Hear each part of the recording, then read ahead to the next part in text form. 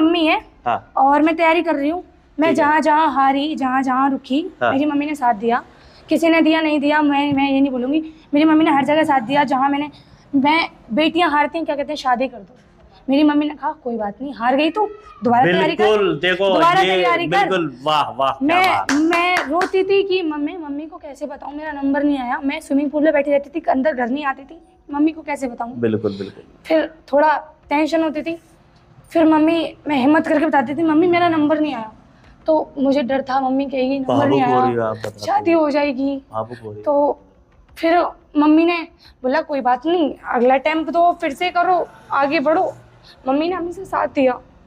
कोई भी काम करना होता तो माँ से सलाह लेना होता था आपका? मम्मी से। मतलब माँ ही, मतलब पापा भी यही थे, मम्मी भी यही थी, भाई मेरे भी? पापा मम्मी सब यही है मेरे इस वक्त। इन्होंने मुझे, पापा नहीं है मेरे, 8 साल हो गए, लेकिन कभी ये चीज़ महसूस नहीं होने दी कि तेरे पापा नहीं है। वो मेरी माँ है और मेरे पापा की तरह उन्होंने ढाल बन के मेरी मदद करी, हर चीज़ में मेरा साथ दिया।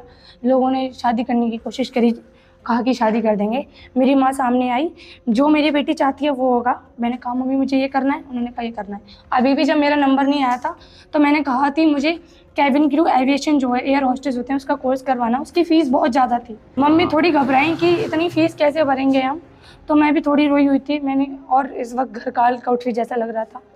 तो फिर उस वक्त मम्मी ने कहा कि तू कावड़ लेने जा। मैं कावड़ लेने गई और मैं सोच रही थी कि मैं जैसे कावड़ कंप्लीट करूँगी मम्मी से बात करूँगी कि मुझे कैबिन क्रू की तैयारी करवाएं, मुझे पैसे दें। पर उसकी फ़ीस 3 लाख कुछ प्लस थी, जो हम एफर्ट्स नहीं कर सकते थे।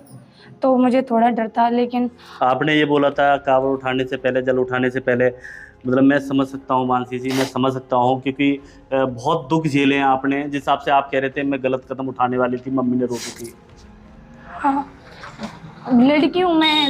लड़कियाँ समझ सकती हैं इस बात को, कितना स्ट्रगल है उनकी लाइफ में। जैसे 12th होती है उनके बाद ऊपर प्रेशर आता है कि या तो नौकरी करो, अगर नौकरी नहीं कर सकती तो शादी करो। वो इस चीज़ को कर देते हैं, या फिर कहते हैं ग्रेजुएशन करवाओ। अगर बीए में एडमिशन दिलवा तो देते हैं, फिर कहते हैं बीच में बीए कोई रिश्ते आता है, शादी करके भेज देते हैं कि अपने घर पढ़ो। लेकिन मेरा ये मानना है कि जब तुम नहीं पढ़ा पा रहे हो अपनी बेटी को, तो आगे वाला इंसान क्या ही पढ़ाएगा। तो मैंने उस चीज़ को देखा। तो मेरी मम्मी ने मुझे हमेशा सपोर्ट किया। अभी भी शादी की बात मैं मम्मी कह देती थी गुस्से में, या फिर गाँव के लोगों के चलते कि शादी करूँगी तेरी, तो मैं रोज आती थी। मम्मी कहती थी इस बार नंबर नहीं आया तो शादी करूँगी। कहीं ना कहीं वो चीज़ खाती थी कि अगर इस धरती पे आए, इतनी पढ़ाई करिए, तो कुछ ना कुछ करना है अपने देश के लिए। मैं एक सोल्जर बनना चाहती थी, पर ना चलते मैं नहीं बन पाई।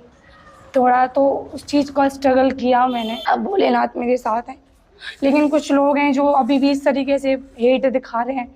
तो मैं ना तो कुछ वायरल होने के लिए गई थी, ना ही मेरा कुछ किसी के धर्म को ठेस पहुंचाना था, ना ही किसी की बुराई करना था। मैं यहाँ की बेटी हूँ। अगर मुझसे कोई गलती भी हुई है तो मैं सबसे हाथ जोड़ के माफ़ी मांगती हूँ। अगर किसी को मेरी आस्था से ठेस पहुँची है, उस चीज़ की भी माफ़ी मांगती हूँ मैं।